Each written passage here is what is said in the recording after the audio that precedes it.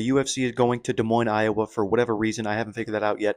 Corey Sandhagen versus Davison Figueiredo. I'm going Corey Sandhagen by dominant decision or late TKO.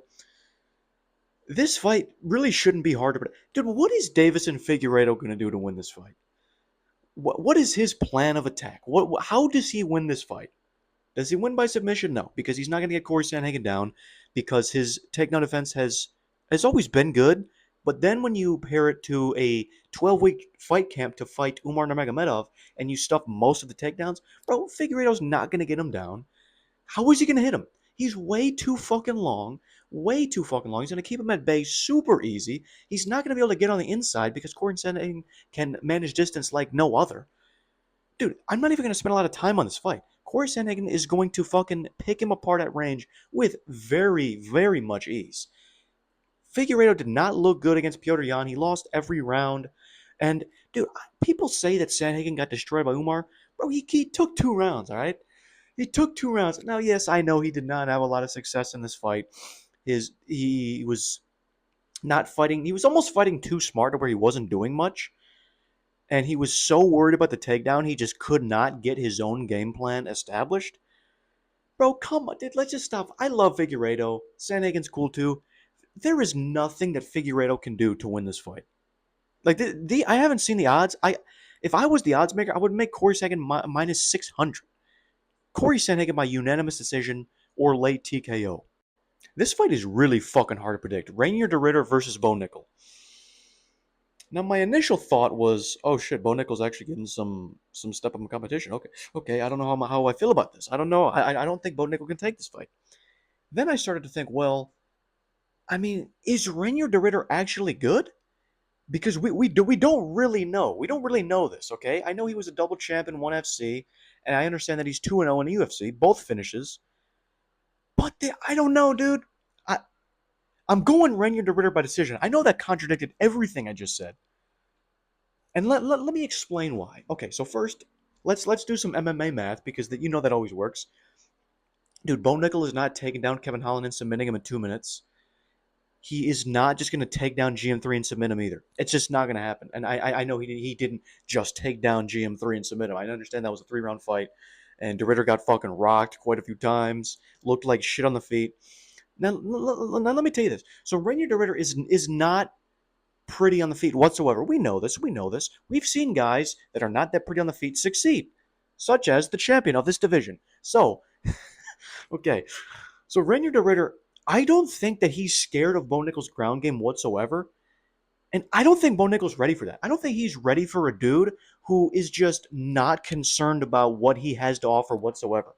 Because when you get Bo Nickel versus Val Woodburn and Bo Nickel versus what's his fucking name, Jamie Pickett, these guys are intimidated by the grappling prowess that Bo Nickel has. Okay, Rainier DeRitter is not worried about that whatsoever. He has said multiple times that he's just going to take the fight to the ground and kind of just impose his will on him. And dude, I like that game plan. I like a fucking fighting fire with fire. I like this. It kind of reminds me of DC versus. this, dude, this reminds me of John Jones versus Daniel Cormier, and the reason I say that is because, dude, dude, because John Jones. Oh my God, I can't believe I'm making a John Jones DC comparison. The reason I say that is because John Jones beat DC in his own game. Okay? I think that's what he's going to do. I think, all jokes aside, I think Rainier DeRitter is not scared of Bo Nickel whatsoever. I think he's going to take him down, and I don't think Bo Nickel is ready for that. I think that's going to lead him to steal those later rounds. I think Bo Nickel can fucking. I think Bo Nickel can throw that stupid fucking overhand that he's going to throw 20 of. He's going to. Dude, yeah. Oh my God. Bo Nickel's going to land like 1 out of 20 overhands, and maybe that'll get him to steal the first round because Rainier DeRitter is just dog shit on the feet. um, oh my God. Yeah, I think Bo Nickel's going to like barely win round 1 in a super sloppy fucking. But I think that oh my gosh, I think that Rainier DeRitter, like all jokes aside, I think he's just gonna take him down. Not he's gonna completely take all that Bo Nickel has. He's gonna shut him down on the ground, and I think he is gonna steal those later rounds with ease. And you know what else I think is gonna happen? I think people are gonna say fucking robbery, and I cannot fucking wait for that to happen. Because, or sorry, I cannot fucking stand if that's gonna happen because I know how this fight's gonna go out. Bo Nickel wins round one. DeRitter wins round two and three because he has like 2.5 minutes of control time, and then people are like, "Oh, bro, damage over control time." Bo Nickel landed 4 jabs. He should have won two and three. Fuck that shit. I know that's how it's gonna end. Reinier DeRitter by decision. Santiago Ponzinibbio versus Daniel Rodriguez. There's not a chance that you could convince me that Daniel Rodriguez is going to win a fight on the feet in 2025 against a guy like this. I know Ponzinibbio is no killer. I know he's very far removed from his elite fighting days. He's 35 now, I believe. Daniel Rodriguez's last two fights, his last win was against Alex Morono. You're going to split decisions with Alex Morono. You're absorbing 95 strikes to Alex Morono in 2025. This is the post Nico Price fight. This is post Nico Price. So let's just keep that in mind. And the fight before that, he fought Gastelum. I know there was a whole weird weight class thing. It was supposed to be at 170, then he couldn't make weight. Then it was going to be at 185. No, then it was a catch weight at 180. I get that. And he had like some okay boxing exchanges, but he just Daniel Rodriguez cannot do enough to win a fight.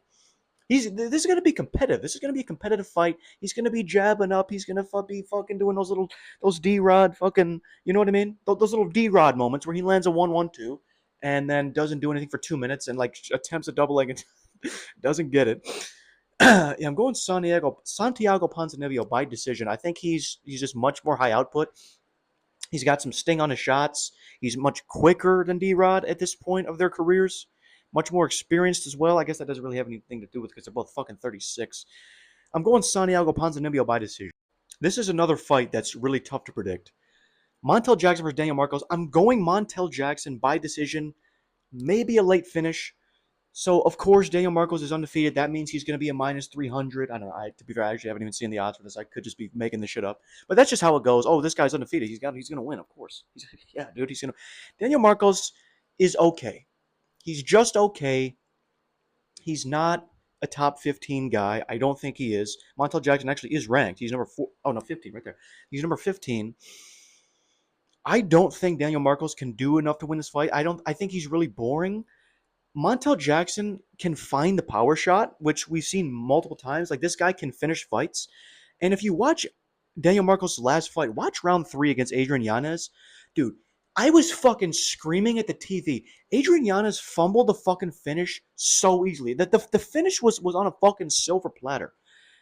And dude, Daniel Marcos, he's not chinny, but bro, his chin is there to be hit. And if you give a guy who has some good power and can land some shots, got high output, has some sting on his punches as well, like Montel Jackson, I think Montel Jackson can find a finish late.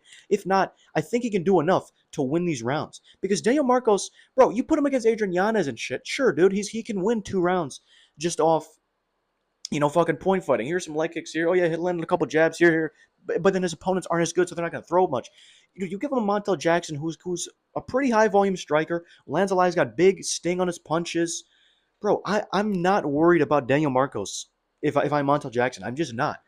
So I'm not gonna fucking stand and trade, but I'm gonna keep moving forward. I'm gonna bite down on the mouthpiece. I want to keep throwing punches because Montel Jackson is pretty nice, dude. He's pretty fucking nice.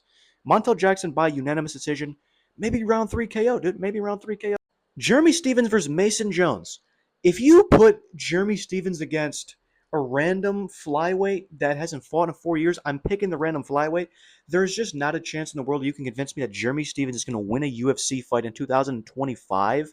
I get that he's on like a little fucking momentum because he won like 2 BKFC matches and shit, and he's calling out Conor McGregor, and he's so fucking motivated and pumped. Bro, he hasn't won a fight in the UFC in like 8 fucking years. I think he was on a 7-fight losing skid before he got cut. Mason Jones is back in the UFC now. He had a UFC skid. He beat David Onama. He lost to Ludovic Klein. He lost to fucking Mike Davis. All those names are very good, by the way. Even in 2025, all those names are good. Mason Jones is going to fucking destroy Jeremy Stevens, and it's not even going to be close. Mason Jones by round 2, maybe round 1 KO. Ran out of time. Cameron Smotherman by decision. Sergey City